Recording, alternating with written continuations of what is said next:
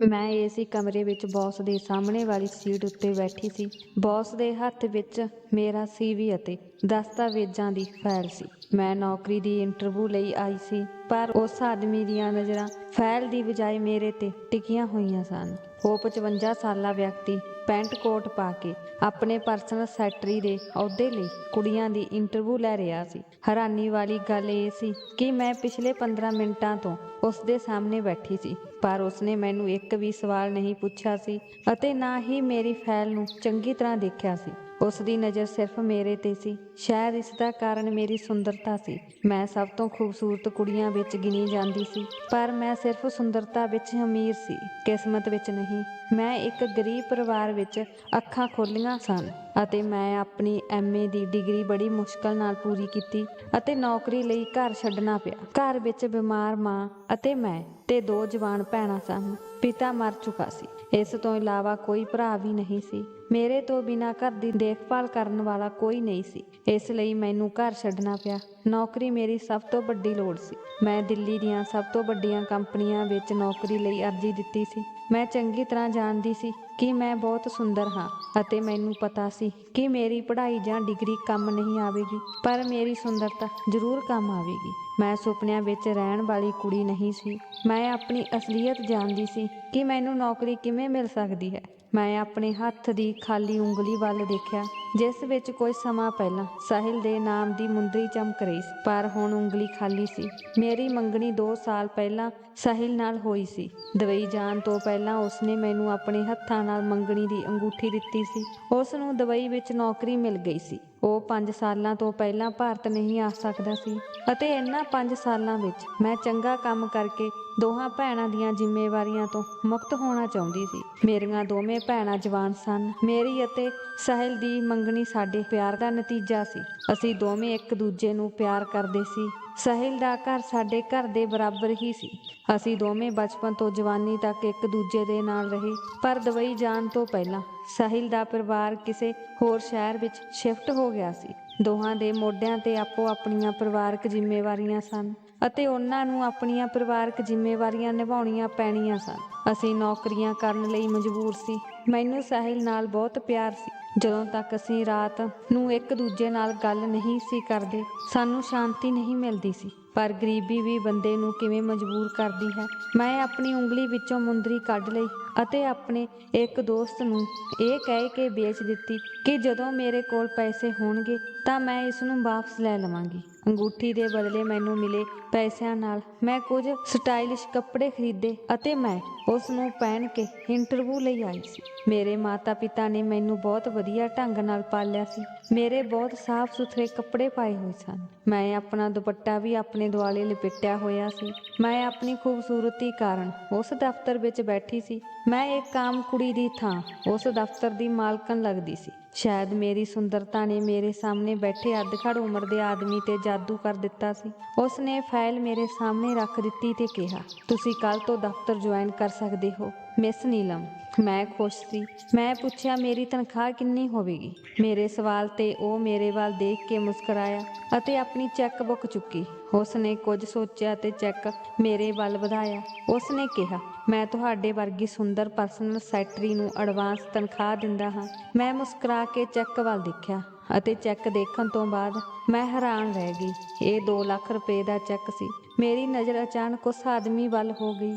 ਮੈਂ ਪਹਿਲਾਂ ਕਿਤੇ ਵੀ ਕੰਮ ਨਹੀਂ ਕੀਤਾ ਸੀ। ਮੇਰਾ ਤਜਰਬਾ ਬਿਲਕੁਲ ਜ਼ੀਰੋ ਸੀ ਅਤੇ ਮੇਰੀ ਪੜ੍ਹਾਈ ਵੀ ਕੁਝ ਖਾਸ ਨਹੀਂ ਸੀ। ਮੇਰੀ ਖੂਬਸੂਰਤੀ ਨੂੰ ਦੇਖਦੇ ਹੋਏ ਵੀ ਇਹ ਪੈਸਾ ਮੈਨੂੰ ਬਹੁਤ ਜ਼ਿਆਦਾ ਲੱਗਦਾ ਸੀ। 2 ਲੱਖ ਰੁਪਏ ਦੀ ਰਕਮ ਛੋਟੀ ਨਹੀਂ ਸੀ। ਕੁਝ ਸਮੇਂ ਲਈ ਮੇਰਾ ਮਨ ਬੇਚੈਨ ਹੋ ਗਿਆ। ਮੈਂ ਫਿਰ ਉਸ ਵਿਅਕਤੀ ਵੱਲ ਦੇਖਿਆ ਜੋ ਤਿੱਖੀਆਂ ਨਜ਼ਰਾਂ ਨਾਲ ਮੇਰੇ ਵੱਲ ਦੇਖ ਰਿਹਾ ਸੀ। ਮੈਂ ਦੁਪੱਟੇ ਨੂੰ ਆਪਣੇ ਮੋਢਿਆਂ ਉੱਤੇ ਚੰਗੀ ਤਰ੍ਹਾਂ ਸੈੱਟ ਕੀਤਾ ਅਤੇ ਗਲਾ ਸਾਫ਼ ਕੀਤਾ ਅਤੇ ਕਿਹਾ, ਸਰ, ਮੇਰੇ ਕੋਲ ਅਜੇ ਕੰਮ ਦਾ ਕੋਈ ਤਜਰਬਾ ਨਹੀਂ ਹੈ ਅਤੇ ਮੈਂ ਤੁਹਾਨੂੰ ਪਹਿਲਾਂ ਹੀ ਦੱਸ ਚੁੱਕੀ ਹਾਂ, ਤੁਹਾਨੂੰ ਹੀ ਮੈਨੂੰ ਸਭ ਕੁਝ ਸਿਖਾਉਣਾ ਪਵੇਗਾ। AC ਵਾਲੇ ਠੰਡੇ ਕਮਰੇ ਵਿੱਚ ਵੀ ਮੈਂ ਪਸੀਨੇ ਨਾਲ ਭਿੱਜੀ ਹੋਈ ਸੀ ਉਹ ਚੈੱਕ ਮੇਰੀਆਂ ਉਮੀਦਾਂ ਤੋਂ ਕਿਤੇ ਵੱਧ ਸੀ। ਉਹ ਮੇਰੀ ਗੱਲ ਤੇ ਮੁਸਕਰਾਇਆ। ਫਿਰ ਉਸਨੇ ਆਪਣਾ ਸ਼ਿੰਗਾਰ ਆਪਣੇ ਮੂੰਹ ਵਿੱਚ ਰੱਖਿਆ ਅਤੇ ਕਿਹਾ, ਯਕੀਨ ਰੱਖੋ, ਮੈਂ ਤੁਹਾਨੂੰ ਬਹੁਤ ਕੁਝ ਸਿਖਾਵਾਂਗਾ। ਉਸ ਦੀਆਂ ਗੱਲਾਂ ਸੁਣ ਕੇ ਮੈਂ ਚੁੱਪ ਹੋ ਗਈ। ਫਿਰ ਮੈਂ ਉੱਠ ਕੇ ਕਮਰੇ ਤੋਂ ਬਾਹਰ ਚਲੀ ਆਈ। ਦਫ਼ਤਰ ਤੋਂ ਬਾਹਰ ਆਉਂਦਿਆਂ ਹੀ ਮੈਂ ਡੂੰਘੀਆਂ ਸੋਚਾਂ ਵਿੱਚ ਗੁਆਚ ਗਈ ਸੀ ਕਿ ਇਹ ਫਰੈਸ਼ਰ ਕੁੜੀ ਨੂੰ ਕਿਹੜਾ ਬੇਵਕੂਫ 2 ਲੱਖ ਰੁਪਏ ਦੀ ਤਨਖਾਹ ਦੇ ਸਕਦਾ ਹੈ, ਸਿਰਫ ਇਸ ਲਈ ਮੈਂ ਸੁੰਦਰ ਹਾਂ।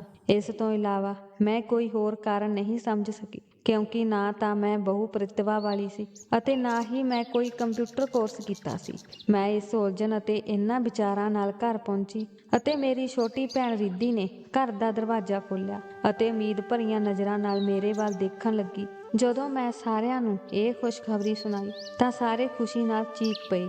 ਮੈਂ ਉਸ ਚੈੱਕ ਤੇ ਪੈਸਿਆਂ ਨਾਲ ਖਰੀਦਦਾਰੀ ਕੀਤੀ, ਕਿਉਂਕਿ ਹੁਣ ਮੈਂ ਦਫ਼ਤਰ ਜਾਣਾ ਸੀ, ਉਹ ਵੀ ਕਿਸੇ ਦੀ ਪਰਸਨਲ ਸੈਕਟਰੀ ਦੇ ਤੌਰ ਤੇ।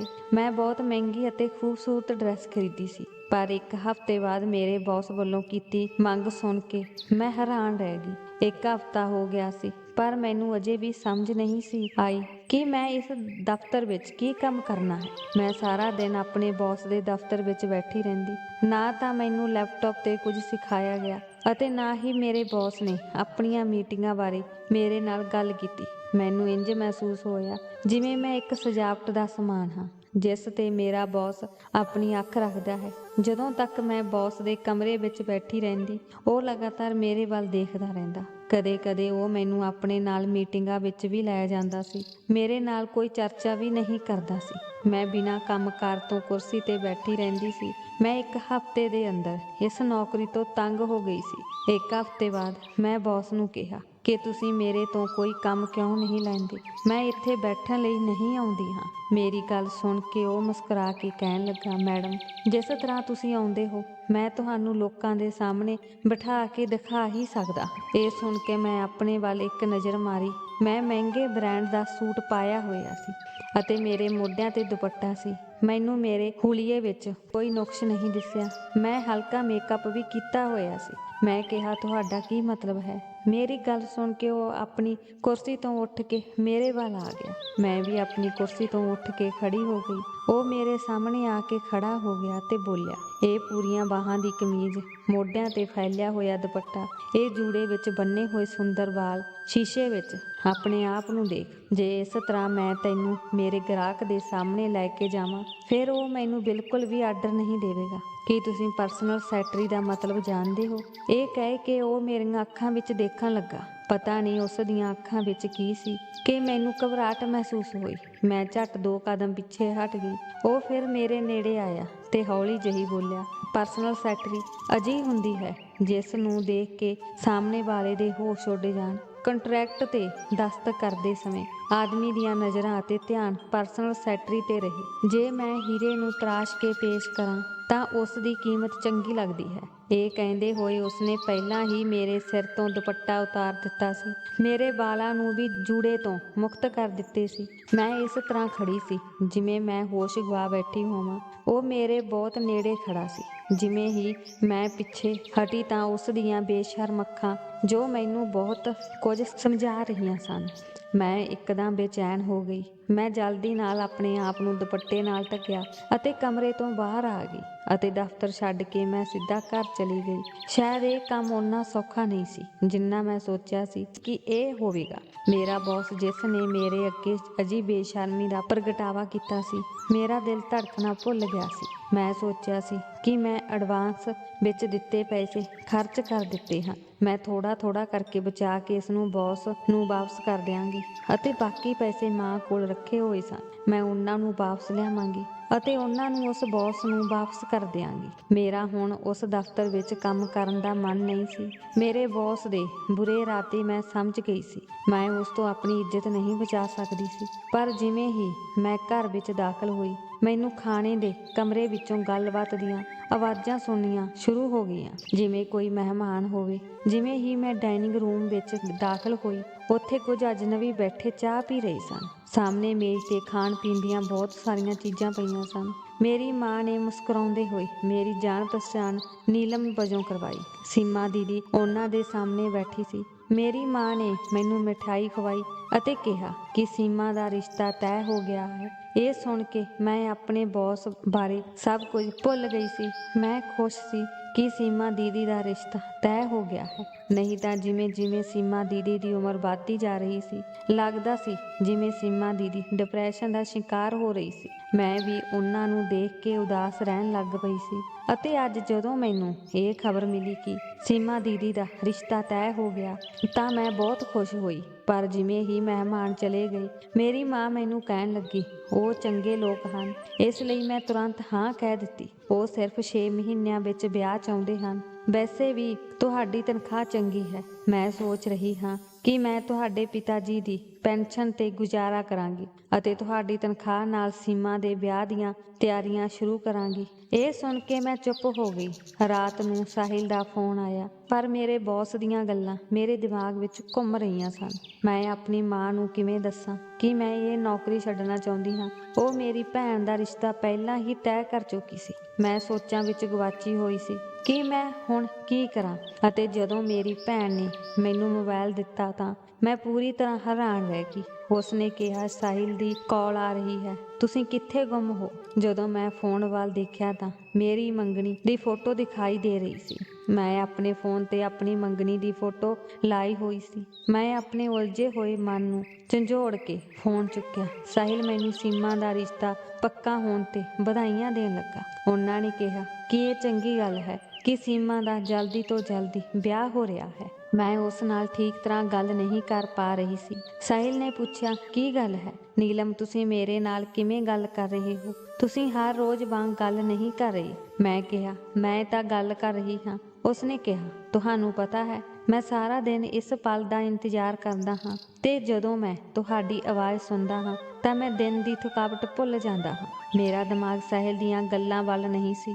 ਮੈਂ ਸਾਹਿਲ ਨੂੰ ਕਿਹਾ ਕਿ ਮੇਰਾ ਸਿਰ ਦਰਦ ਹੋ ਰਿਹਾ ਹੈ। ਸਾਹਿਲ ਸ਼ਾਇਦ ਮੇਰਾ ਸਿਰ ਦਰਦ ਸੁਣ ਕੇ ਘਬਰਾ ਗਿਆ। ਉਸਨੇ ਕਿਹਾ, ਠੀਕ ਹੈ, ਤੁਸੀਂ ਆਰਾਮ ਕਰੋ, ਅਸੀਂ ਕੱਲ ਗੱਲ ਕਰਾਂਗੇ। ਸਾਹਿਲ ਨੇ ਫੋਨ ਬੰਦ ਕਰ ਦਿੱਤਾ। ਮੈਨੂੰ ਪਤਾ ਸੀ ਕਿ ਉਹ ਮੈਨੂੰ ਕਿੰਨਾ ਪਿਆਰ ਕਰਦਾ ਸੀ। ਇੱਥੋਂ ਜਾਣ ਤੋਂ ਪਹਿਲਾਂ ਜਦੋਂ ਉਹ ਮੈਨੂੰ ਮਿਲਣ ਆਇਆ ਤਾਂ ਮੈਂ ਉਸ ਦੇ ਜਾਣ ਤੇ ਬਹੁਤ ਰੋਈ ਸੀ।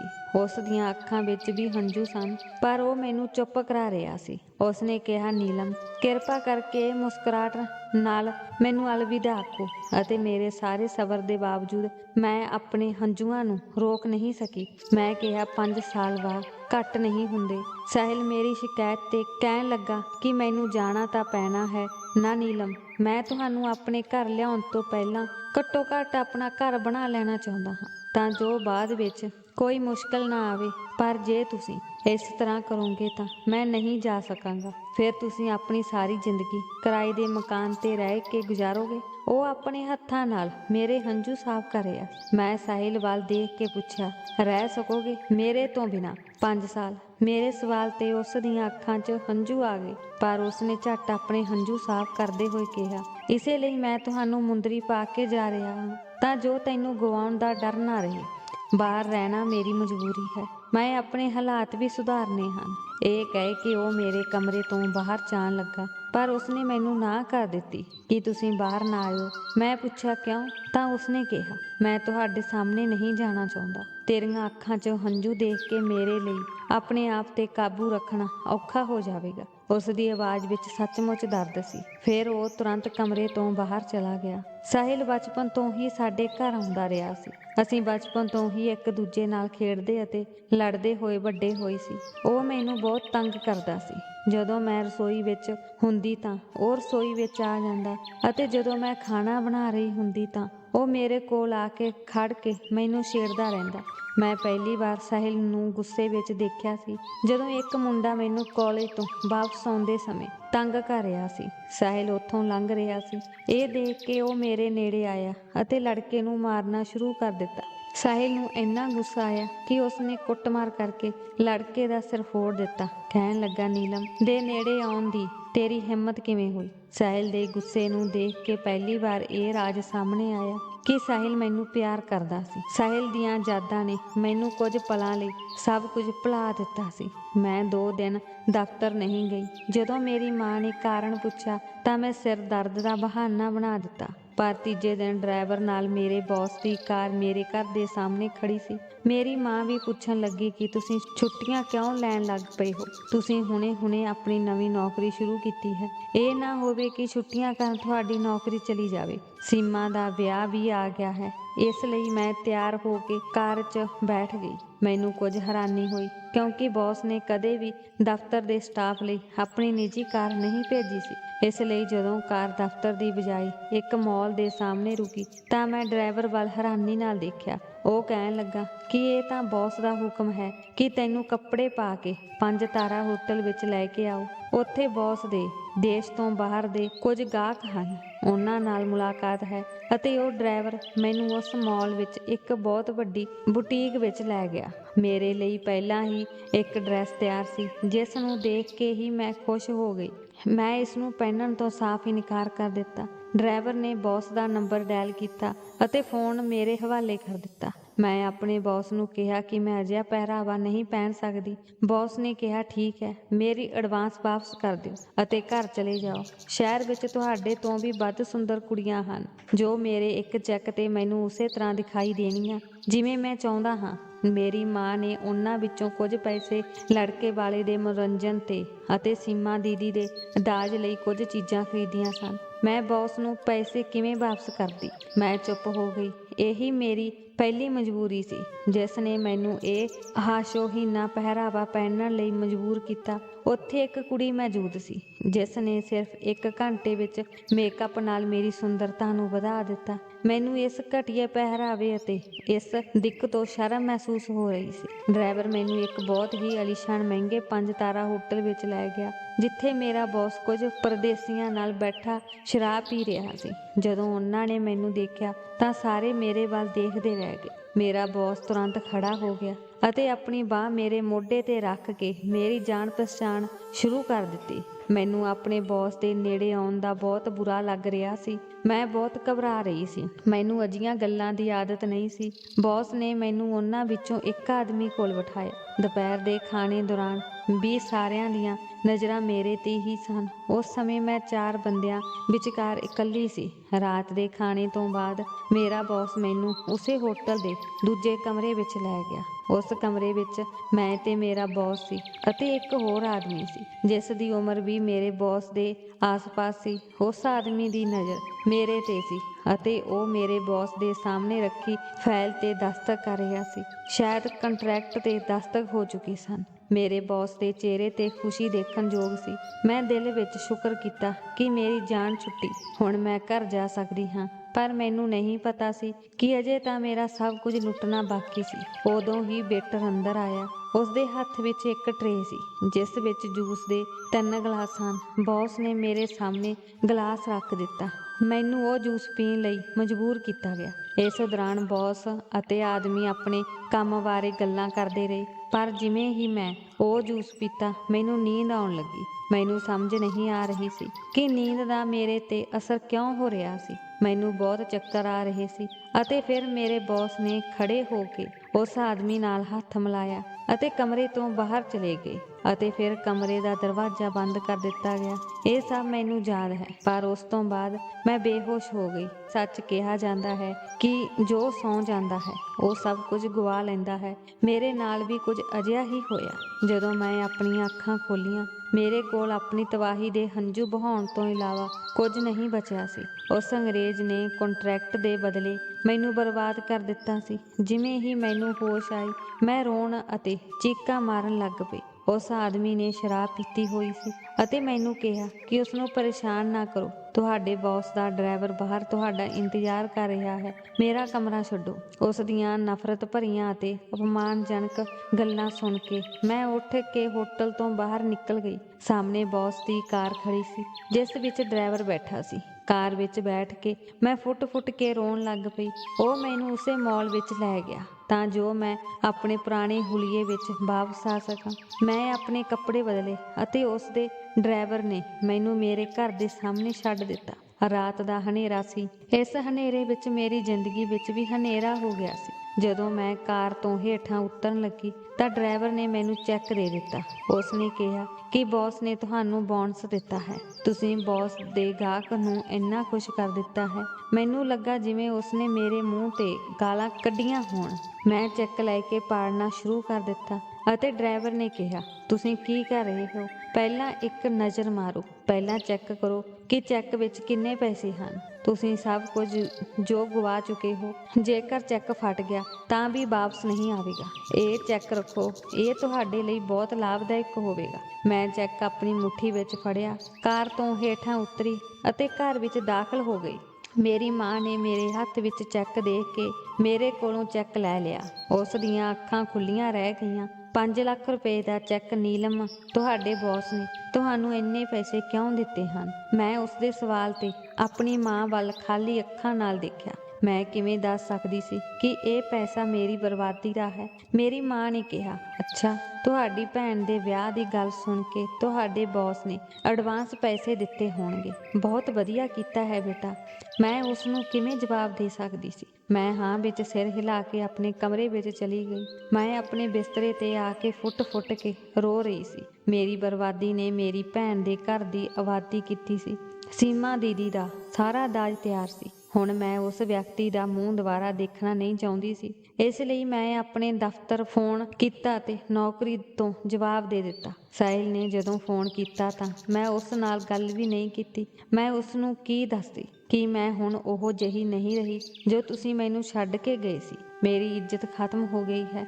ਜਦੋਂ ਮੇਰੀ ਮਾਂ ਮੈਨੂੰ ਨੌਕਰੀ ਤੇ ਨਾ ਜਾਣ ਦਾ ਕਾਰਨ ਪੁੱਛਦੀ ਤਾਂ ਮੈਂ ਬਹਾਨਾ ਬਣਾ ਦਿੰਦੀ। ਪਰ ਇੱਕ ਦਿਨ ਜਦੋਂ ਮੇਰੀ ਮਾਂ ਭੈਣ ਦੇ ਵਿਆਹ ਦੀ ਖਰੀਦਦਾਰੀ ਕਰਕੇ ਘਰ ਪਰਤੀ ਤਾਂ ਉਸਨੇ ਆਪਣੀ ਛਾਤੀ ਵਿੱਚ ਦਰਦ ਦੀ ਤਿੱਖੀ ਲਹਿਰ ਮਹਿਸੂਸ ਕੀਤੀ। ਉਹਨਾਂ ਨੇ ਉਸ ਸਮੇਂ ਇਸ ਮਾਮਲੇ ਨੂੰ ਬਹੁਤੀ ਗੰਭੀਰਤਾ ਨਾਲ ਨਹੀਂ ਲਿਆ, ਪਰ ਰਾਤ ਨੂੰ ਉਸ ਨੂੰ ਦਿਲ ਦਾ ਦੌਰਾ ਪਿਆ। ਸਾਡੇ ਕੋਲ ਸਵਾਰੀ ਦਾ ਵੀ ਕੋਈ ਪ੍ਰਬੰਧ ਨਹੀਂ ਸੀ। ਗੁਆਂਢੀਆਂ ਦੀ ਮਦਦ ਨਾਲ ਮੈਂ ਆਪਣੀ ਮਾਂ ਨੂੰ ਹਸਪਤਾਲ ਲੈ ਗਈ। ਡਾਕਟਰ ਨੇ ਕਿਹਾ, ਜੇ ਕੁਝ ਦਿਨਾਂ ਵਿੱਚ ਆਪਰੇਸ਼ਨ ਨਾ ਹੋਇਆ ਤਾਂ ਤੁਹਾਡੀ ਮਾਂ ਦੀ ਮੌਤ ਹੋ ਸਕਦੀ ਹੈ। ਮੇਰੇ ਕੋਲ ਹੋਰ ਕੋਈ ਵਿਕਲਪ ਨਹੀਂ ਸੀ। ਮੈਨੂੰ ਆਪਣੇ ਬੌਸ ਨੂੰ ਦੁਬਾਰਾ ਬੁਲਾਉਣ ਲਈ ਮਜਬੂਰ ਹੋਣਾ ਪਿਆ। ਮੈਂ ਆਪਣੇ ਬੌਸ ਨੂੰ ਦੱਸਿਆ ਕਿ ਮੇਰੀ ਮਾਂ ਨੂੰ ਦਿਲ ਦਾ ਦੌਰਾ ਪਿਆ ਹੈ ਅਤੇ ਮੈਨੂੰ ਪੈਸਿਆਂ ਦੀ ਲੋੜ ਹੈ। ਬੌਸ ਨੇ ਕਿਹਾ ਕਿ ਤੁਸੀਂ ਨੌਕਰੀ ਛੱਡ ਦਿੱਤੀ ਸੀ। ਖਬਰਦਾਰ ਜੇ ਮੈਨੂੰ ਦੁਬਾਰਾ ਫੋਨ ਕੀਤਾ। ਉਸਨੇ ਫੋਨ ਬੰਦ ਕਰ ਦਿੱਤਾ। ਮੈਂ ਰੋਣ ਲੱਗ ਪਈ। ਅਗਲੇ ਦਿਨ ਮੈਂ ਉਸ ਦੇ ਦਫ਼ਤਰ ਦੇ ਕਮਰੇ ਵਿੱਚ ਹੱਥ ਜੋੜ ਕੇ ਬੇਵੱਸ ਖੜੀ ਸੀ। ਮੈਂ ਆਪਣੀ ਮਾਂ ਲਈ ਰਹਿਮ ਦੀ ਭੀਖ ਮੰਗ ਰਹੀ ਸੀ। ਉਹ ਪੱਥਰ ਦਿਲ ਕਹਿਣ ਲੱਗਾ, ਪਹਿਲਾਂ ਮੇਰੇ ਚਰਨਾਂ ਤੇ ਆ ਕੇ ਮਾਫ਼ੀ ਮੰਗੋ। ਤੁਸੀਂ ਫੋਨ ਤੇ ਬਹੁਤ ਹੀ ਰੁੱਖੇ ਢੰਗ ਨਾਲ ਗੱਲ ਕੀਤੀ, ਇਸ ਲਈ ਮਾਫ਼ੀ ਮੰਗੋ। ਇਹੋ ਜਿਹੀ ਹੰਕਾਰੀ ਆਦਮੀ ਮੈਂ ਆਪਣੀ ਜ਼ਿੰਦਗੀ ਵਿੱਚ ਕਦੇ ਨਹੀਂ ਦੇਖਿਆ ਸੀ। ਪਰ ਉਸ ਸਮੇਂ ਮੈਂ ਬੇਵੱਸ ਸੀ, ਇਸ ਲਈ ਮੈਂ ਉਸਦੇ ਚਰਨਾਂ ਵਿੱਚ ਆ ਕੇ ਬੈਠ ਗਈ। ਮੈਂ ਹੱਥ ਜੋੜ ਕੇ ਮਾਫ਼ੀ ਮੰਗਣ ਲੱਗੀ। ਉਸਨੇ ਆਪਣਾ ਚਿਹਰਾ ਮੇਰੇ ਨੇੜੇ ਕੀਤਾ ਅਤੇ ਇੱਕ ਸ਼ਿੰਗਾਰ ਪੀ ਕੇ ਉਸਨੇ ਮੇਰੇ ਤੇ ਸੁੱਟ ਦਿੱਤਾ ਅਤੇ ਬੜੀ ਨਫ਼ਰਤ ਨਾਲ ਕਹਿਣ ਲੱਗਾ ਕਿ ਮੈਂ ਬਿਨਾਂ ਕਿਸੇ ਮਕਸਦ ਦੇ ਕਿਸੇ ਨੂੰ ਇੱਕ ਪੈਸਾ ਵੀ ਨਹੀਂ ਦਿੰਦਾ। ਜੋ ਕੰਮ ਤੂੰ ਉਸ ਦਿਨ ਹੋਟਲ ਵਿੱਚ ਬੇਹੋਸ਼ ਹੋ ਕੇ ਕੀਤਾ ਸੀ, ਜੇ ਅੱਜ ਤੋਂ ਬਾਅਦ ਪੂਰੀ ਹੋਸ਼ ਵਿੱਚ ਕਰੇਗੀ ਤਾਂ ਮੈਂ ਤੈਨੂੰ ਅਮੀਰ ਬਣਾ ਦਿਆਂਗਾ। ਅਤੇ ਜੇਕਰ ਤੁਸੀਂ ਚਾਹੁੰਦੇ ਹੋ ਕਿ ਤੁਹਾਡੀ ਮਾਂ ਦਾ ਆਪਰੇਸ਼ਨ ਹੋ ਜਾਵੇ ਤਾਂ ਤੁਹਾਨੂੰ ਮੇਰੀ ਹਰ ਗੱਲ ਮੰਨਣੀ ਪਵੇਗੀ ਅਤੇ ਕੰਟਰੈਕਟ ਦੇ ਕਾਗਜ਼ ਤੇ ਦਸਤਖਤ ਕਰਨੇ ਪੈਣਗੇ। ਅਤੇ ਫਿਰ ਮੇਰੇ ਤੋਂ ਇਨਕਾਰ ਨਹੀਂ ਕਰ ਸਕਦੀ ਸੀ। ਉਸਨੇ ਕੰਟਰੈਕਟ ਦਾ ਕਾਗਜ਼ ਮੇਰੇ ਸਾਹਮਣੇ ਰੱਖ ਦਿੱਤਾ ਅਤੇ ਕਿਹਾ ਕਿ ਇਸ ਤੇ ਦਸਤਖਤ ਕਰੋ। ਮੈਂ ਤੁਹਾਡੀ ਮਾਂ ਦੇ ਆਪਰੇਸ਼ਨ ਲਈ ਪੈਸੇ ਦਿਆਂਗਾ। ਇਸ ਤੋਂ ਇਲਾਵਾ ਮੈਂ ਤੁਹਾਨੂੰ ਹੋਰ ਪੈਸੇ ਦਿੰਦਾ ਰਹਾਂਗਾ। ਇਹ ਕੰਟਰੈਕਟ ਨਹੀਂ ਸੀ, ਇਹ ਗੁਲਾਮੀ ਸੀ। ਪਰ ਉਸ ਸਮੇਂ ਮੇਰੇ ਕੋਲ ਕੋਈ ਰਸਤਾ ਨਹੀਂ ਸੀ। ਮੇਰੀ ਮਾਂ ਜ਼ਿੰਦਗੀ ਅਤੇ ਮੌਤ ਵਿਚਕਾਰ ਖੜੀ ਸੀ। ਮੈਂ ਹੰਝੂਆਂ ਭਰੀਆਂ ਅੱਖਾਂ ਨਾਲ ਉਸ ਕਾਗਜ਼ ਵੱਲ ਦੇਖਿਆ। 2 ਸਾਲ ਦੇ ਇੱਕ ਕੰਟਰੈਕਟ ਵਿੱਚ ਮੇਰੀ ਇੱਜ਼ਤ ਦੀ ਬਰਬਾਦੀ ਬਾਰੇ ਸਭ ਕੁਝ ਲਿਖਿਆ ਹੋਇਆ ਸੀ।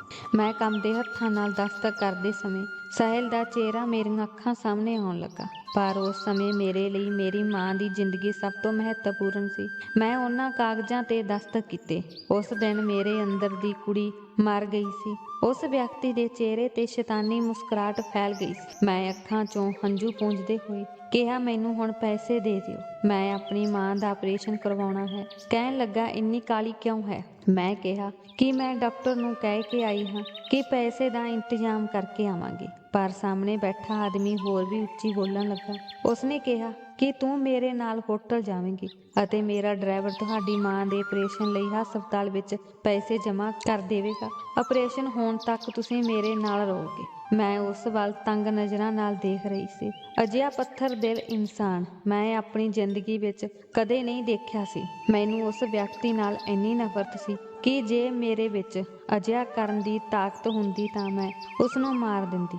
ਮੈਂ ਕਿਤੇ ਵੀ ਭੱਜ ਨਹੀਂ ਸਕਦੀ ਸੀ। ਮੈਂ ਇਕਰਾਰਨਾਮੇ ਤੇ ਦਸਤਖਤ ਕੀਤੇ ਸਨ ਅਤੇ ਉਸ ਦੀ ਸੇਵਾ ਕਰਨ ਲਈ ਵੀ ਤਿਆਰ ਸੀ, ਪਰ ਉਸ ਵਿਅਕਤੀ ਦੇ ਅੰਦਰ ਦੀ ਇਨਸਾਨੀਅਤ ਮਰ ਚੁੱਕੀ ਸੀ। ਮੈਂ ਆਪਣੀ ਭੈਣ ਨੂੰ ਫੋਨ ਕੀਤਾ ਜੋ ਮੇਰੀ ਮਾਂ ਨਾਲ ਹਸਪਤਾਲ ਵਿੱਚ ਸੀ। ਮੈਂ ਕਿਹਾ ਕਿ ਪੈਸੇ ਉਸ ਕੋਲ ਪਹੁੰਚ ਜਾਣਗੇ, ਉਹ ਆਪਰੇਸ਼ਨ ਕਰਵਾ ਲਵੇ। ਮੈਂ ਇੱਕ ਜ਼ਰੂਰੀ ਮੀਟਿੰਗ ਵਿੱਚ ਜਾਣਾ ਹੈ। ਆਪਣੇ ਆਪ ਨੂੰ ਇੱਕ ਬੁੱਢੇ ਆਦਮੀ ਨੂੰ ਸਮਰਪਣ ਕਰਨਾ ਇੱਕ ਚਮਤਕਾਰ ਤੋਂ ਘੱਟ ਨਹੀਂ ਸੀ। ਉਸ ਵਿਅਕਤੀ ਤੋਂ ਮੈਨੂੰ ਬਹੁਤ ਨਫ਼ਰਤ ਮਹਿਸੂਸ ਹੋ ਰਹੀ ਸੀ। ਉਸ ਰਾਤ ਮੇਰਾ ਘਟੀਆ ਬੌਸ ਮੇਰੇ ਸਰੀਰ ਨਾਲ ਆਪਣੀ ਕਾਮ ਵਾਸਨਾ ਦੀ ਪੂਰਤੀ ਕਰਦਾ ਰਿਹਾ ਅਤੇ ਮੈਨੂੰ ਅਹਿਸਾਸ ਵੀ ਨਹੀਂ ਹੋਇਆ ਕਿ ਮੇਰੀ ਮਾਂ ਇਸ ਦੁਨੀਆ ਤੋਂ ਚਲੀ ਗਈ ਹੈ। ਜਦੋਂ ਮੈਂ ਹਸਪਤਾਲ ਪਹੁੰਚੀ ਤਾਂ ਮੇਰੀ ਭੈਣ ਨੇ ਹੈਰਾਨੀ ਨਾਲ ਮੇਰੇ ਵੱਲ ਦੇਖਿਆ ਅਤੇ ਕਿਹਾ, ਨੀਲਮ, ਤੁਹਾਡੀ ਮਾਂ ਨਾਲੋਂ ਤੁਹਾਡੇ ਲਈ ਮੀਟਿੰਗ ਜ਼ਿਆਦਾ ਜ਼ਰੂਰੀ ਸੀ। ਮੇਰੀ ਭੈਣ ਰੋ ਰਹੀ ਸੀ। ਮੈਂ ਉਹਨਾਂ ਨੂੰ ਕੀ ਦੱਸਾਂ? ਮੈਂ ਆਪਣੀ ਮਾਂ ਦੀ ਜਾਨ ਦੀ ਕੀ ਕੀਮਤ ਚੁਕਾਈ ਹੈ। ਉਹ ਮੇਰੇ ਗਲ ਲੱਗ ਕੇ ਰੋਣ ਲੱਗ ਪਈ। ਉਹ ਕਹਿਣ ਲੱਗੀ ਕਿ ਮੰਮੀ ਮਰ ਗਈ ਹੈ। ਭੈਣ ਦੇ ਇਹਨਾਂ ਬੋਲਾਂ ਨੇ ਮੈਨੂੰ ਜਿਉਂਦਿਆਂ ਹੀ ਮਾਰ ਦਿੱਤਾ ਸੀ। ਉਸਨੇ ਦੱਸਿਆ ਕਿ ਆਪਰੇਸ਼ਨ ਤੋਂ ਬਾਅਦ ਉਸ ਦੀ ਹਾਲਤ ਕਾਫੀ ਵਿਗੜ ਗਈ ਸੀ। ਉਹ ਤੇਰੇ ਬਾਰੇ ਹੀ ਪੁੱਛ ਰਹੀ ਸੀ। ਉਸ ਦੇ ਬੁੱਲ੍ਹਾਂ ਤੇ ਇੱਕ ਹੀ ਸਵਾਲ ਸੀ, ਨੀਲਮ ਕਿੱਥੇ ਹੈ? ਮੇਰੀ ਭੈਣ ਰੋਂਦੀ ਹੋਈ ਮੈਨੂੰ ਇਹ ਦੱਸ ਰਹੀ ਸੀ ਅਤੇ ਮੈਨੂੰ ਲੱਗਾ ਜਿਵੇਂ ਕਿਸੇ ਨੇ ਮੇਰੇ ਸਿਰ ਤੇ ਅਸਮਾਨ ਤੋੜ ਦਿੱਤਾ ਹੋਵੇ। ਮੈਨੂੰ ਚੱਕਰ ਆ ਗਿਆ ਅਤੇ ਮੈਂ ਬੇਹੋਸ਼ ਹੋ ਗਈ। ਮੇਰੀ ਗੁਲਾਮੀ ਅਤੇ ਮੇਰੀ ਇੱਜ਼ਤ ਦੀ ਨਿਲਾਮੀ ਵੀ ਮੇਰੀ ਮਾਂ ਦੀ ਜਾਨ ਨਹੀਂ ਬਚਾ ਸਕੀ। ਜੇਕਰ ਮੈਂ ਆਪਣੇ ਕੰਟਰੈਕਟ ਤੋਂ ਪਿੱਛੇ ਹਟਦੀ ਤਾਂ ਉਸ ਵਿਅਕਤੀ ਨੇ ਮੇਰੇ ਵਿਰੁੱਧ ਕੇਸ ਦਰਜ ਕਰ ਦਿੱਤਾ ਹੁੰਦਾ। ਮੈਂ ਆਪਣੇ ਮੰਗੇਤਰ ਨੂੰ ਫੋਨ ਕੀਤਾ ਅਤੇ ਕਿਹਾ ਕਿ ਮੈਂ ਤੁਹਾਡੇ ਨਾਲ ਵਿਆਹ ਨਹੀਂ ਕਰ ਸਕਦੀ। ਉਹ ਮੈਨੂੰ ਕਾਰਨ ਪੁੱਛਦਾ ਰਿਹਾ। ਉਸ ਨੇ ਕਿਹਾ, ਨੀਲਮ, ਤੂੰ ਹੋਸ਼ ਵਿੱਚ ਹੈ? ਕੀ ਤੂੰ ਮੈਨੂੰ ਦੱਸ ਸਕਦੀ ਹੈ ਕਿ ਕੀ ਹੋ ਰਿਹਾ ਹੈ?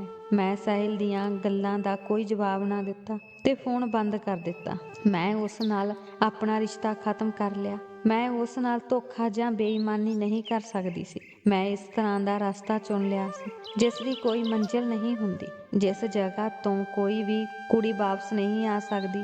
ਅਤੇ ਫਿਰ ਮੈਨੂੰ ਪਤਾ ਸੀ ਕਿ ਸਾਹਿਲ ਜਿੱਥੇ ਕੰਮ ਕਰਦਾ ਹੈ ਉੱਥੇ 5 ਸਾਲ ਦਾ ਠੇਕਾ ਹੈ।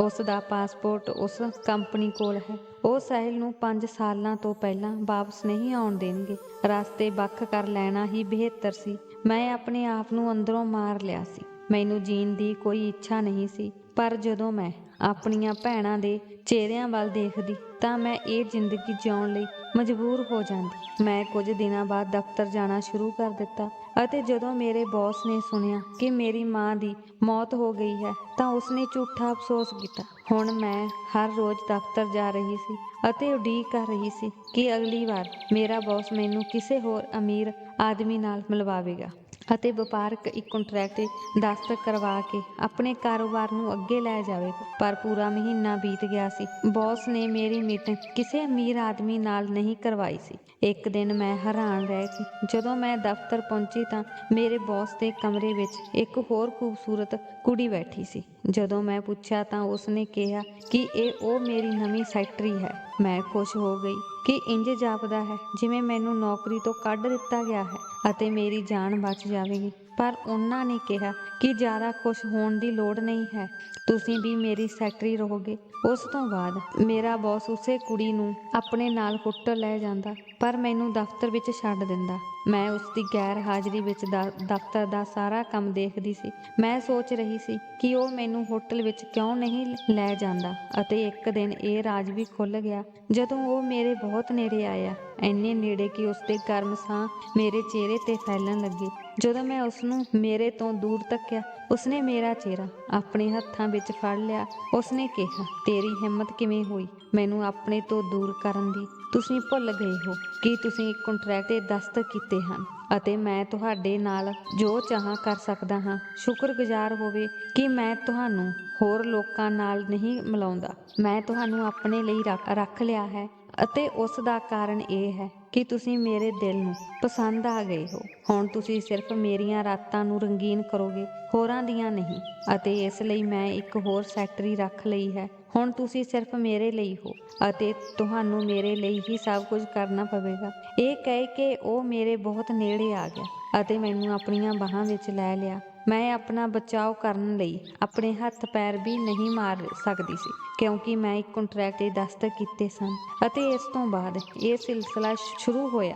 ਇੱਕ ਦਿਨ ਮੈਂ ਉਸਨੂੰ ਕਿਹਾ, ਜੇ ਤੈਨੂੰ ਮੇਰੇ ਨਾਲ ਪਿਆਰ ਹੋ ਗਿਆ ਹੈ ਤਾਂ ਤੂੰ ਮੇਰੇ ਨਾਲ ਵਿਆਹ ਕਰਵਾ ਲੈ। ਮੈਂ ਇਹ ਨਿੱਤ ਦਾ ਪਾਪ ਬਰਦਾਸ਼ਤ ਨਹੀਂ ਕਰ ਸਕਦੀ। ਉਸਨੇ ਪੁੱਛਿਆ ਕਿ ਤੇਰੇ ਨਾਲ ਵਿਆਹ ਕਿਉਂ ਕਰਾਂ? ਤੇਰੇ ਵਰਗੀਆਂ ਕੁੜੀਆਂ ਸਿਰਫ ਮਨੋਰੰਜਨ ਲਈ ਹੁੰਦੀਆਂ ਹਨ, ਵਿਆਹ ਲਈ ਨਹੀਂ। ਇਹ ਕਹਿ ਕੇ ਉਹ ਚਲਾ ਗਿਆ।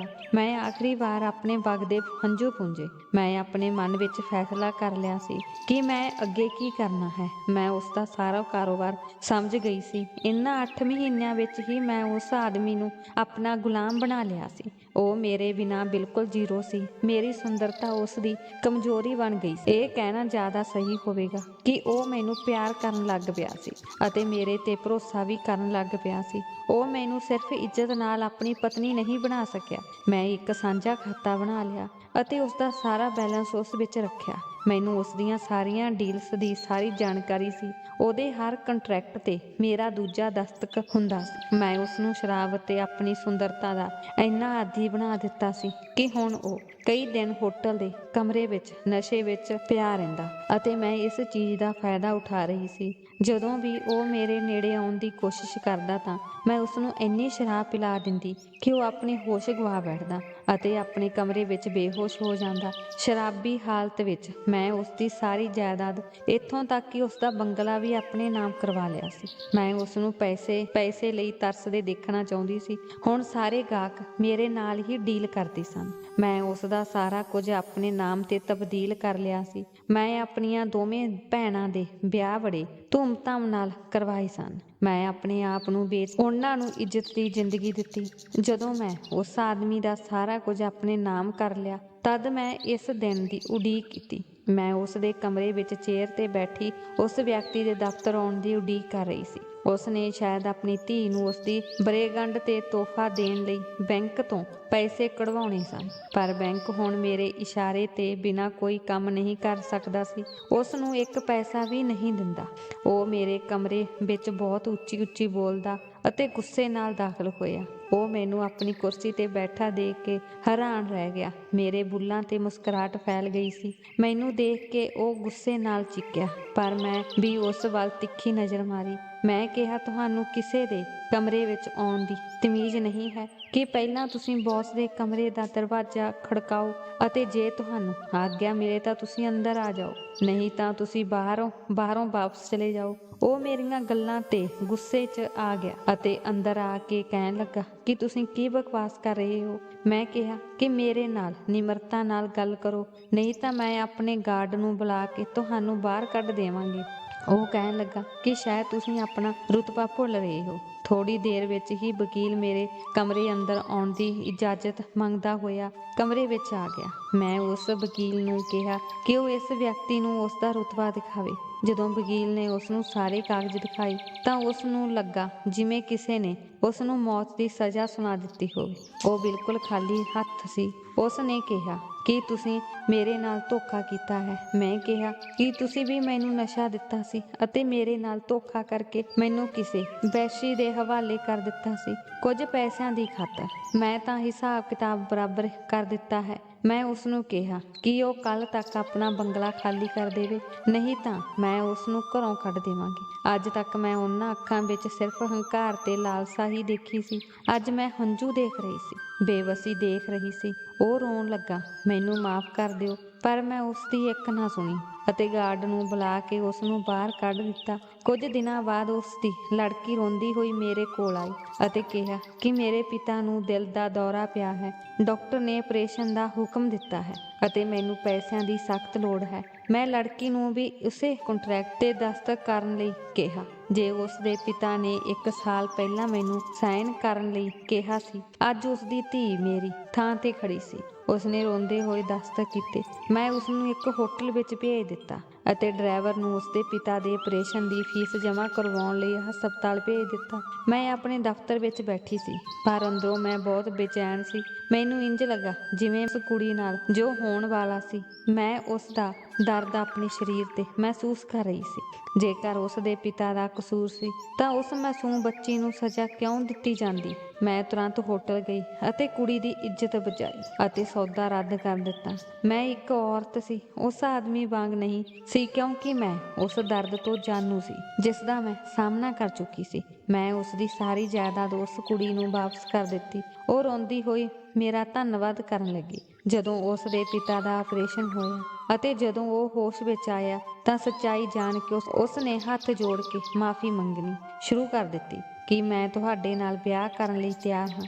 ਮੈਂ ਤੁਹਾਨੂੰ ਇੱਜ਼ਤ ਨਾਲ ਆਪਣੀ ਪਤਨੀ ਬਣਾਉਣ ਲਈ ਤਿਆਰ ਹਾਂ। ਮੈਨੂੰ ਮਾਫ਼ ਕਰ ਦਿਓ, ਪਰ ਹੁਣ ਮੈਨੂੰ ਉਸ ਦੀ ਪਤਨੀ ਬਣਨਾ ਮਨਜ਼ੂਰ ਨਹੀਂ ਸੀ। ਮੇਰੇ ਇਕਰਾਰਨਾਮੇ ਵਿੱਚ ਅਜੇ 1 ਸਾਲ ਬਾਕੀ ਸੀ, ਪਰ ਮੇਰੇ ਬੌਸ ਨੇ ਉਸ ਇਕਰਾਰਨਾਮੇ ਨੂੰ ਪਾੜ ਕੇ ਸੁੱਟ ਦਿੱਤਾ। ਮੈਂ ਵੀ ਦਫ਼ਤਰ ਛੱਡ ਕੇ ਆਪਣੇ ਫਲੈਟ ਵਿੱਚ ਰਹਿਣ ਲੱਗ ਪਈ।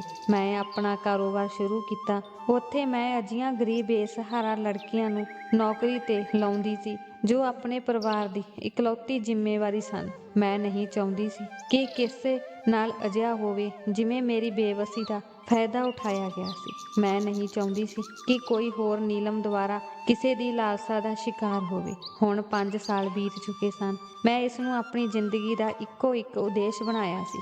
ਅਚਾਨਕ ਇੱਕ ਦਿਨ ਮੈਨੂੰ ਫੋਨ ਆਇਆ ਕਿ ਇੱਕ ਨੌਜਵਾਨ ਤੁਹਾਨੂੰ ਮਿਲਣਾ ਚਾਹੁੰਦਾ ਹੈ। ਕਹਿੰਦਾ ਹੈ ਕਿ ਆਰਡਰ ਤੇ ਸਮਾਨ ਤਿਆਰ ਕਰਨਾ ਹੁੰਦਾ ਹੈ। ਇੱਥੇ ਬੱਚਿਆਂ ਦੇ ਕੱਪੜਿਆਂ ਦੀ ਫੈਕਟਰੀ ਸੀ ਜਿੱਥੇ ਔਰਤਾਂ ਬੱਚਿਆਂ ਦੇ ਕੱਪੜੇ ਬੁਣਦੀਆਂ ਅਤੇ ਸਿਲਾਈ ਕਰਦੀਆਂ ਸਨ। ਸ਼ਾਇਦ ਉਹ ਲੈਣ ਆਇਆ ਹੋਵੇ। ਮੈਂ ਕਿਹਾ ਉਸ ਨੂੰ ਅੰਦਰ ਭੇਜੋ। ਮੈਂ ਆਪਣੀ ਸਾੜੀ ਦਾ ਪੱਲੂ ਠੀਕ ਕਰਕੇ ਕਮਰੇ ਦਾ ਦਰਵਾਜ਼ਾ ਖੋਲ੍ਹਿਆ ਤਾਂ ਸਾਹਮਣੇ ਖੜੇ ਵਿਅਕਤੀ ਨੂੰ ਦੇਖ ਕੇ ਮੈਂ ਸਾਹ ਲੈਣਾ ਭੁੱਲ ਗਈ। ਪੈਂਟ ਕੋਟ ਵਾਲਾ ਉਹ ਲੜਕਾ ਕੋਈ ਹੋਰ ਨਹੀਂ ਸਗੋਂ ਸਾਹਿਲ ਸੀ। ਸਾਹਿਲ ਤੂੰ ਅਚਾਨਕ ਮੇਰੇ ਮੂੰਹੋਂ ਨਿਕਲ ਗਿਆ ਤੇ ਮੈਂ ਇੱਕਦਮ ਖੜੀ ਹੋ ਗਈ। ਤੁਸੀਂ ਇੱਥੇ ਕਿਵੇਂ? ਮੈਂ ਸਾਹਿਲ ਨੂੰ ਕਹਿਣ ਲੱਗੀ। ਮੈਂ ਇੱਥੇ ਕਿਉਂ ਨਹੀਂ ਆ ਸਕਦਾ? ਮੈਂ ਚਾਹੁੰਦੀ ਸੀ ਕਿ ਸਾਹਿਲ ਇੱਥੋਂ ਚਲਾ ਜਾਵੇ, ਮੈਨੂੰ ਕੋਈ ਸਵਾਲ ਨਾ ਕਰੇ। ਮੈਂ ਉਸਨੂੰ ਕੁਝ ਨਹੀਂ ਦੱਸਣਾ ਚਾਹੁੰਦੀ ਸੀ। ਮੈਂ ਉਸਨੂੰ ਦੇਖਣਾ ਵੀ ਨਹੀਂ ਚਾਹੁੰਦੀ ਸੀ, ਨਾ ਹੀ ਮੈਂ ਉਸ ਦਾ ਸਾਹਮਣਾ ਕਰ ਸਕਦੀ ਸੀ। ਉਹ ਮੇਰੇ ਸਾਹਮਣੇ ਆ ਕੇ ਖੜਾ ਹੋ ਗਿਆ ਅਤੇ ਕਿਹਾ, ਮੈਂ ਤੁਹਾਨੂੰ ਕੁਝ ਕਹਿਣਾ ਹੈ। ਪਰ ਮੈਂ ਸਾਹਿਲ ਤੋਂ ਮੂੰਹ ਮੋੜ ਲਿਆ, ਅੱਖਾਂ 'ਚੋਂ ਹੰਝੂ ਪੂੰਝਦੇ ਹੋਏ ਕਿਹਾ, ਮੇਰਾ ਤੇਰੇ ਨਾਲ ਕੋਈ ਸੰਬੰਧ ਨਹੀਂ ਹੈ। ਜਦੋਂ ਮੈਂ ਇਹ ਕਹਿਣ ਹੀ ਵਾਲੀ ਸੀ ਕਿ ਉਸਨੇ ਮੇਰਾ ਹੱਥ ਫੜ ਲਿਆ ਅਤੇ ਕਿਹਾ ਕਿ ਇਹ ਰਿਸ਼ਤਾ ਤੁਸੀਂ ਹੀ ਤੋੜਿਆ ਸੀ। ਮੈਂ ਨਹੀਂ, ਇਹ ਕਹਿ ਕੇ ਉਹ ਮੈਨੂੰ ਆਪਣੇ ਨਾਲ ਲੈ ਜਾਣ ਲੱਗਾ। ਮੈਂ ਉੱਥੇ ਕੋਈ ਡਰਾਮਾ ਨਹੀਂ ਬਣਾਉਣਾ ਚਾਹੁੰਦੀ ਸੀ। ਸਾਰੇ ਵਰਕਰ ਮੇਰੇ ਵੱਲ ਦੇਖ ਰਹੇ ਸਨ। ਮੈਂ ਚੁੱਪਚਾਪ ਉਸਦੇ ਨਾਲ ਬਾਹਰ ਆ ਗਈ। ਬਾਹਰ ਇੱਕ ਕਾਰ ਖੜੀ ਸੀ। ਉਸਨੇ ਕਿਹਾ, ਜੇਕਰ ਤੁਸੀਂ ਇੱਥੇ ਡਰਾਮਾ ਨਹੀਂ ਕਰਨਾ ਚਾਹੁੰਦੇ ਤਾਂ ਚੁੱਪਚਾਪ ਕਾਰ ਵਿੱਚ ਬੈਠ ਜਾਓ। ਮੈਂ ਕਾਰ ਵਿੱਚ ਬੈਠ ਗਈ। ਉਹ ਮੈਨੂੰ ਸਮੁੰਦਰ ਦੇ ਕੰਢੇ ਲੈ ਗਿਆ। ਉਹ ਕਾਰ ਤੋਂ ਹੇਠਾਂ ਉਤਰਿਆ ਅਤੇ ਮੇਰਾ ਹੱਥ ਫੜ ਕੇ ਸਮੁੰਦਰ ਦੇ ਕਿਨਾਰੇ ਲੈ ਗਿਆ ਤੇ ਕਹਿਣ ਲੱਗਾ, ਦੱਸ ਅਜਿਹਾ ਕੀ ਹੋਇਆ ਸੀ? ਕੀ ਤੂੰ ਫੋਨ ਕਰਕੇ ਮੇਰੇ ਜਿਉਣ ਦਾ ਹੱਕ ਹੀ ਖੋਹ ਲਿਆ ਤੇ ਤੇਰੇ ਲਈ ਮੇਰੇ ਨਾਲ ਹਰ ਰਿਸ਼ਤਾ ਖਤਮ ਕਰਨਾ ਇੰਨਾ ਸੌਖਾ ਹੋ ਗਿਆ? ਮਾੜੇ ਹਾਲਾਤ ਕਿਸੇ ਤੇ ਵੀ ਆ ਸਕਦੇ ਹਨ, ਪਰ ਇਹ ਗੱਲਾਂ ਆਪਣੇ ਚਹੇਤਿਆਂ ਨਾਲ ਕੋਈ ਨਹੀਂ ਕਰਦਾ।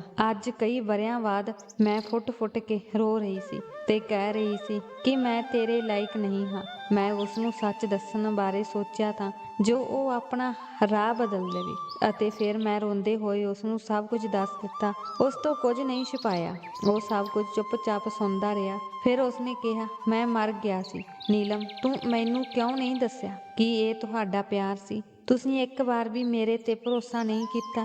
ਇੱਕ ਵਾਰ ਵੀ ਤੁਸੀਂ ਆਪਣੀਆਂ ਸਮੱਸਿਆਵਾਂ ਨੂੰ ਮੈਨੂੰ ਆਪਣਾ ਸਮਝ ਕੇ ਮੇਰੇ ਸਾਹਮਣੇ ਪੇਸ਼ ਨਹੀਂ ਕੀਤਾ। ਇੱਕ ਵਾਰੀ ਤੂੰ ਮੈਨੂੰ ਕਿਹਾ ਹੁੰਦਾ ਮੈਂ ਤੇਰਾ ਆਪਣਾ ਸੀ। ਤੂੰ ਦੂਜਿਆਂ ਨੂੰ ਦੇ ਸਾਹਮਣੇ ਹੱਥ ਜੋੜ ਕੇ ਆਪਣੇ ਆਪ ਨੂੰ ਕਿਉਂ ਬਰਬਾਦ ਕੀਤਾ? ਅੱਜ ਫੇਰ ਉਹ ਮੇਰੇ ਵਗਦੇ ਹੰਝੂਆਂ ਨੂੰ ਆਪਣੇ ਹੱਥਾਂ ਨਾਲ ਪੂੰਝ ਰਿਹਾ ਸੀ। ਉਸਨੇ ਕਿਹਾ, ਠੀਕ ਹੈ, ਛੱਡੋ ਇਹ ਸਭ ਗੱਲਾਂ। ਮੈਨੂੰ ਦੱਸ, ਮੈਂ ਕਦੋਂ ਤੇਰੇ ਘਰ ਆਵਾਂ ਤੈਨੂੰ ਆਪਣੀ ਵਹੁਟੀ ਬਣਾਉਣ ਲਈ? ਮੈਂ ਅਚਾਨਕ ਉਸ ਵੱਲ ਦੇਖਿਆ। ਮੈਂ ਕਿਹਾ, ਇਹ ਸਭ ਜਾਣ ਕੇ ਤੁਸੀਂ ਮੈਨੂੰ ਅਪਣਾਉਣਾ ਚਾਹੁੰਦੇ ਹੋ? ਕੀ ਤੁਸੀਂ ਪਾਗਲ ਹੋ ਗਏ ਹੋ? ਸਾਹਿਲ, ਤੁਸੀਂ ਕੋਈ ਵੀ ਚੰਗੀ ਕੁੜੀ ਲੱਭ ਸਕਦੇ ਹੋ। ਉਸਨੇ ਕਿਹਾ, ਮੈਂ ਇੱਕ ਚੰਗੀ ਕੁੜੀ ਨੂੰ ਹੀ ਪੁੱਛ ਰਿਹਾ ਹਾਂ। ਮੈਂ ਤੁਹਾਨੂੰ ਅਜੇ ਵੀ ਪਿਆਰ ਕਰਦਾ ਹਾਂ। ਤੇਰੀਆਂ ਗੱਲਾਂ ਸੁਣ ਕੇ ਵੀ ਮੇਰਾ ਤੇਰੇ ਪ੍ਰਤੀ ਪਿਆਰ ਬਿਲਕੁਲ ਵੀ ਘੱਟ ਨਹੀਂ ਹੋਇਆ। ਮੈਂ ਜਾਣਦਾ ਹਾਂ ਕਿ ਤੁਸੀਂ ਜੋ ਵੀ ਕੀਤਾ ਉਹ ਮਜਬੂਰੀ ਸੀ। ਮੈਂ ਸਾਹਿਲ ਵੱਲ ਖੁੱਲੀਆਂ ਅੱਖਾਂ ਨਾਲ ਦੇਖ ਰਹੀ ਸੀ। ਮੈਨੂੰ ਨਹੀਂ ਪਤਾ ਸੀ ਕਿ ਸਾਹਿਲ ਦੇ ਅੰਦਰ ਮੈਨੂੰ ਕਿਸ ਤਰ੍ਹਾਂ ਦਾ ਆਦਮੀ ਦਿਖਾਈ ਦੇ ਰਿਹਾ ਸੀ, ਪਰ ਵੈਸੇ ਵੀ ਮੈਨੂੰ ਕਿਸੇ ਸਹਾਰੇ ਦੀ ਲੋੜ ਸੀ, ਇਸ ਲਈ ਮੈਂ ਇਨਕਾਰ ਨਹੀਂ ਕਰ ਸਕਦੀ ਸੀ। ਅਤੇ ਫਿਰ ਮੈਂ ਸਾਹਿਲ ਨੂੰ ਪਿਆਰ ਕਰਦੀ ਸੀ। ਮੈਂ ਉਸਦੇ ਪਿਆਰ ਨੂੰ ਆਪਣੇ ਦਿਲ ਵਿੱਚ ਕਿਤੇ ਦਫਨ ਕਰ ਦਿੱਤਾ ਸੀ, ਪਰ ਹੁਣ ਵੀ ਸਾਹਿਲ ਮੇਰੇ ਦਿਲ ਦੀ ਧੜਕਣ ਵਿੱਚ ਸੀ। ਅਚਾਨਕ ਮੈਂ ਰੋਂਦੇ ਹੋਏ ਸਾਹਿਲ ਨੂੰ ਸੀਨੇ ਨਾਲ ਲਗਾ ਲਿਆ। ਸਾਹਿਲ ਨੇ ਵੀ ਮੈਨੂੰ ਆਪਣੀ ਗੋਦ ਵਿੱਚ ਲੈ ਲਿਆ। ਅੱਜ ਜ਼ਿੰਦਗੀ ਮੁਸਕਰਾ ਰਹੀ ਸੀ ਅਤੇ ਮੇਰੇ ਅੰਦਰ ਜਿਉਣ ਦਾ ਜਜ਼ਬਾ ਪੈਦਾ ਹੋ ਰਿਹਾ ਸੀ। ਸੋ ਦੋਸਤੋ, ਅੱਜ ਸਾਡੀ ਇਹ ਕਹਾਣੀ ਸੀ। ਤੁਹਾਨੂੰ ਇਹ ਕਿੱਦਾਂ ਲੱਗੀ ਦੱਸੋ। ਜੇ ਵਧੀਆ ਲੱਗੀ ਤਾਂ ਲਾਈਕ ਕਰੋ। ਰੋਜ਼ ਨਵੀਂ ਕਹਾਣੀ ਸੁਣਨ ਲਈ ਸਾਡੇ ਚੈਨਲ ਨੂੰ ਸਬਸਕ੍ਰਾਈਬ ਕਰਿਓ। ਕਹਾਣੀ ਸੁਣਨ ਲਈ ਤੁਹਾਡਾ ਬਹੁਤ ਬਹੁਤ